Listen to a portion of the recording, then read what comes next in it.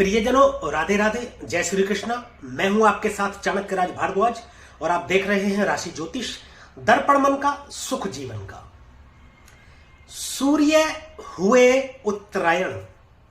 जी हां प्रियजनों, सूर्य हुए उत्तरायण अति महत्वपूर्ण। सूर्य उत्तरायण कब होते हैं? सूर्य उत्तरायण जब होते हैं जब सूर्य देव राशि परिवर्तन करते हैं अपने पुत्र शनि के स्वामित्व वाली राशि मकर में। गोचर जब करते हैं सूर्यदेव तो सूर्य उत्तरायण होते हैं और बहुत बड़ा पर्व मनाया जाता है ये, क्योंकि जब सूर्य उत्तरायण होते हैं तो अति शुभ होते हैं।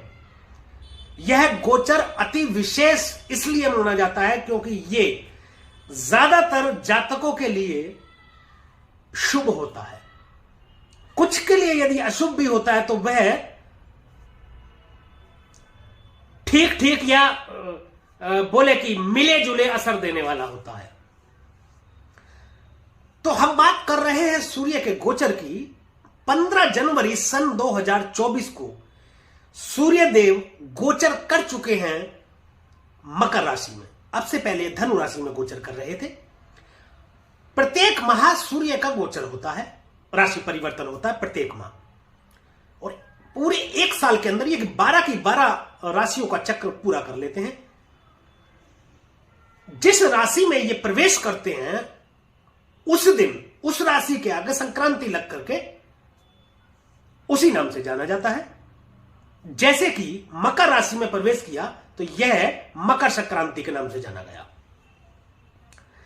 तो सूर्य के गोचर का क्या प्रभाव रहेगा 12 की 12 लग्न और 12 राशियों के जातकों पर, इसी विषय पर हम चर्चा कर रहे हैं और चर्चा कर रहे हैं प्रियजनों विस्तार से। इस विषय पर चर्चा करते हुए अभी तक हम मेष राशि से लेकर और मकर राशि के जातकों के विषय में चर्चा कर चुके हैं। ये सभी वीडियो हमारे चैनल पर उपलब्ध है। यदि आपने नहीं देखी है तो ये जाकर के देख सकते हैं और उससे जानकारी लेकर लाभान्वित हो सकते हैं। आज जिस राशि के विषय में हम बात करने वाले हैं, आज जिस राशि के विषय में हम चर्चा करने वाले हैं वह है कुंभ राशि। अति विशेष, अति महत्वपूर्ण, शनि देव के स्वामित्व वाली राशि में सूर्य का गोचर और आपकी राशि के स्वामी भी शनिदेव, इसीलिए अति महत्वपूर्ण हो जाता है यह गोचर। तो प्रियजनों, आप बिल्कुल भी स्किप मत कीजिएगा वीडियो को, नजरें गड़ाए देखते रहिएगा अपने मोबाइल की स्क्रीन पर और मेरे साथ अंत तक बने रहिएगा इस वीडियो में। मैं बताऊंगा कुंभ लग्न और कुंभ राशि के जातकों पर सूर्य के गोचर का प्रभाव क्या रहने वाला है, और साथ ही वीडियो के अंत में बताऊंगा ऐसे प्रभावशाली उपाय जिनके माध्यम से आप अपने जीवन में मनचाही सफलता पा सकते हैं, मनचाहे कार्य को सिद्ध कर सकते हैं और सूर्य की नकारात्मकता को बहुत ज्यादा हद तक सकारात्मकता में परिवर्तित कर सकते हैं और सकारात्मकता को काफी हद तक बढ़ा सकते हैं। तो चलिए देर नहीं करते, शुरू करते हैं। आपकी राशि से जो सूर्य गोचर कर रहे हैं वह कर रहे हैं 12वें भाव में। 12वां भाव व्यय का भाव, खर्च का भाव। हॉस्पिटल देखते हैं यहां से, परंतु विदेश भी तो देखते हैं, व्यापार भी देखते हैं यहां से, सैया सुख भी यहां से देखते हैं। बहुत कम लोग इस बात की जानकारी देते हैं कि परिवार और ससुराल को भी यहां से देखा जाता है। देखिए परिजनों, इस भाव को अच्छा नहीं माना जाता, परंतु यह पूर्ण सत्य नहीं है। ऐसा नहीं है कि इस भाव में कोई भी ग्रह आ जाएगा तो बुरा फल देगा या ये भाव जो है बहुत ही बुरा है या अत्यधिक बुरा है। हमारे ऋषि मुनियों ने बहुत ज्यादा शोध करके बहुत अच्छे तरीके से शास्त्रों को गढ़ा और लिखा, और वह 100% नहीं बल्कि 1000 नहीं, लाख नहीं, बहुत ज्यादा मायने में मैं बोलूं तो सिद्ध साबित हुआ है। परंतु उसमें अभी संशोधन भी होते हैं, क्योंकि जिस समय हमारे ऋषि मुनियों ने इनको अप्लाई करके और लिखा था उस समय में लोग कम हुआ करते थे, परंतु आज लोग बहुत ज्यादा हैं। आज लाखों करोड़ों लोगों के जीवन पर जो हमारे ऋषि मुनि महात्माओं ने शास्त्र लिख दिया, उन चीजों को अप्लाई करके भी एक नया शोध किया जा सकता है, और हो रहा है, कर भी रहे हैं लोग। तो एक नई चीजें और अच्छी चीजें भी निकल करके आ रही हैं। पुरानी धरोहर तो हमारे पास है ही, परंतु हम और हमारे जैसे और बहुत सारे लोग नए शोध भी कर रहे हैं, और उनसे भी अच्छी चीजें निकल करके आ रही हैं जो कि उसके साथ जुड़ रही हैं। तो 12वें भाव में सूर्य यदि गोचर आपके कर रहे हैं तो आपको मिला जुला असर देंगे। कैसे मिला जुला असर देंगे? पहले हम समझते हैं कि सूर्य देव आपके सप्तम भाव के स्वामी बने हैं। सप्तम भाव दांपत्य का भाव है, व्यापार है सप्तम भाव, साझेदारी पार्टनरशिप का भाव है। इसके मालिक होकर के खर्च के भाव, व्यय के भाव में बैठ गए। व्यय कराएंगे, खर्च कराएंगे, लेकिन व्यापारिक दृष्टि से यह फायदेमंद होगा, अति लाभकारी होगा, शुभ होगा।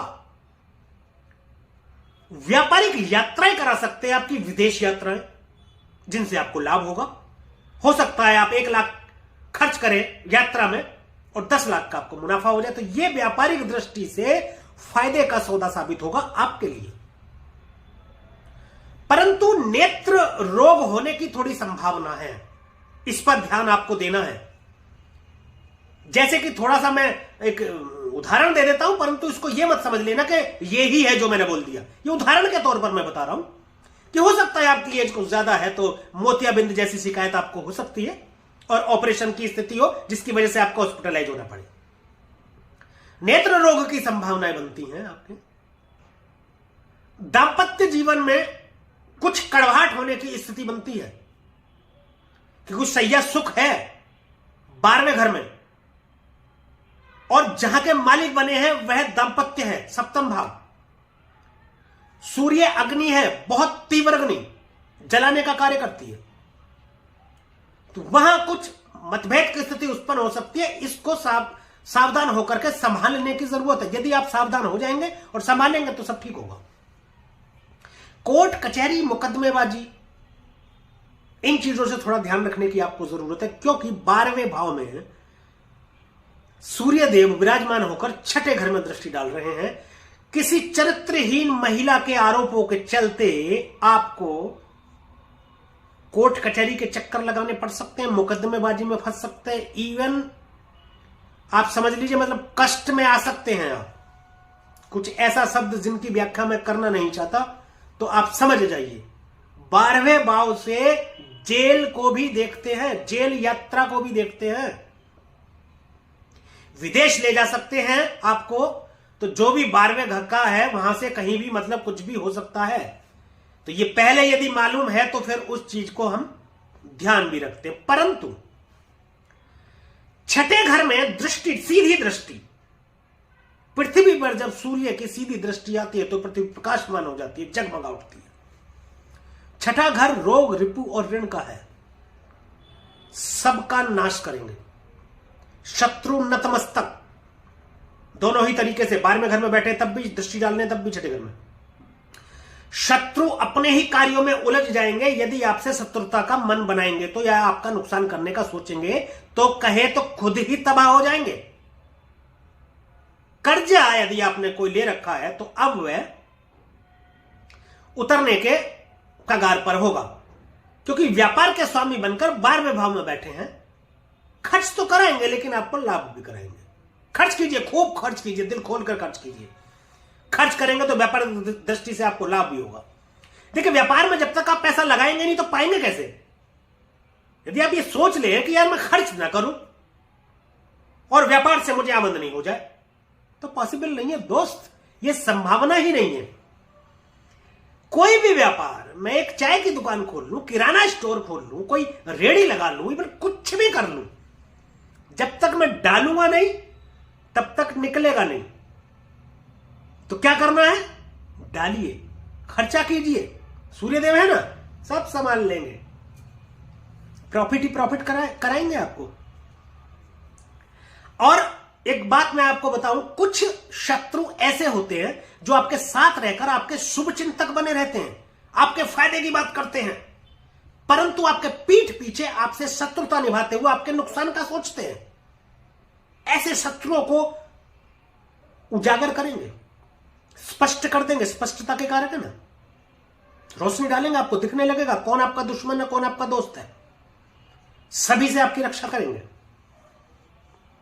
तो ये प्रियजनों रहा सूर्य के गोचर का प्रभाव कुंभ लग्न और कुंभ राशि के जातकों पर कैसा रहने वाला है 13 फरवरी तक। 13 फरवरी तक क्यों भैया? क्योंकि सूर्य देव मकर राशि में 13 फरवरी तक ही रहेंगे, उसके बाद फिर ये अगली राशि में गोचर कर जाएंगे। तब क्या प्रभाव रहेगा मैं आपको जरूर बताऊंगा। अब बात करें कुछ उपायों की, परंतु उससे पहले प्रियजनों हम बात करते हैं आपके स्वभाव की, आपके नेचर की, आपके कर्म की। कर्म प्रधान है, कर्म अच्छा रखें। शराब, मांस, अंडा, मछली का सेवन कतई ना करें बिल्कुल, वरना सूर्य नेगेटिव प्रभाव देंगे। दूसरों के प्रति कुविचार मन में न रखें, दूसरों का नुकसान का न सोचें, दूसरों के प्रति घृणा ना करें। सबका साथ, सबका विकास लेकर के चलिए, आपको भी फायदा होगा, लोगों को भी फायदा होगा और सूर्य देव अत्यधिक फल आपको अच्छा प्रदान करेंगे यदि आप अपने कर्म जो है अच्छे रखते हैं। तो उपाय की बात कर ले तो बंदरों को गुड़ खिलाएं, और यदि कोई व्यापार आप शुरू करने वाले हैं या कोई काम शुरू करने वाले हैं तो एक सलाह आपको दी जाती है, ये बिल्कुल ना करें आप। साला, चाचा और ताया यानी कि ताऊ, इन तीनों में से किसी के भी साथ मिलकर साझेदारी में कार्य बिल्कुल ना करें, यह आपको सलाह दी जाती है। अन्यथा आपस में संबंध तो खराब होंगे ही होंगे, व्यापारिक दृष्टि से भी आपके लिए अच्छा नहीं होगा। शनिदेव के मंदिर जाएं, प्रत्येक शनिवार शनिदेव को प्रसाद चढ़ाएं, वहां लोगों में वितरित करें, उसी प्रसाद को खुद भी ग्रहण करें और घर आ जाएं। प्रसाद को घर नहीं लाना। प्रत्येक मंगलवार हनुमान जी के मंदिर जाएं, हनुमान जी की आराधना करें, हनुमान चालीसा का पाठ करें, हनुमान जी को प्रसाद चढ़ाएं, लोगों में वितरित करें, खुद भी ग्रहण करें और प्रसाद को घर लेकर के आए और अपने परिवार के सदस्यों को भी ग्रहण कराएं, उत्तम फल की प्राप्ति होगी। तो ये कुंभ राशि के जातकों पर सूर्य के गोचर का प्रभाव। यदि यह वीडियो आपको अच्छी लगी हो और वीडियो में दी गई जानकारी से आप संतुष्ट हो तो कृपया वीडियो को लाइक करें, शेयर करें और कमेंट करके हमें जरूर बताएं कि हमने जो गोचर फलित किया है आपकी जन्म कुंडली पर कितना सटीक बैठता है। और हमारे YouTube चैनल को सब्सक्राइब करें, बेल आइकन बटन को दबाना बिल्कुल भी ना भूलें, जिससे कि इसी प्रकार की और भी महत्वपूर्ण जानकारियां आप तक समय पर पहुंचती रहें और आप उनसे जानकारी लेकर लाभान्वित होते रहें।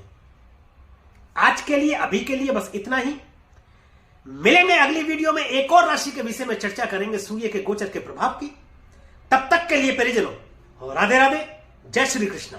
और आप देखते रहिए राशि ज्योतिष, दर्पण मन का, सुख जीवन का।